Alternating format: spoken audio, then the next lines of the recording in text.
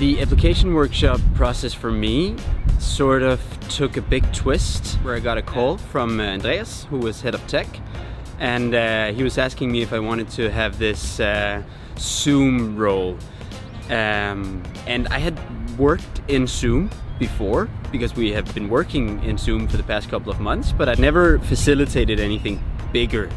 And I had actually thought I was going to have a rather small role in the application workshop due to other projects and such, but I was not really designing anything, not really making any decisions about how anything should go down, except for setting the limitations for what was possible technically within Zoom. And so it wasn't very obvious what I was doing, but if I made a mistake, stuff would really go wrong.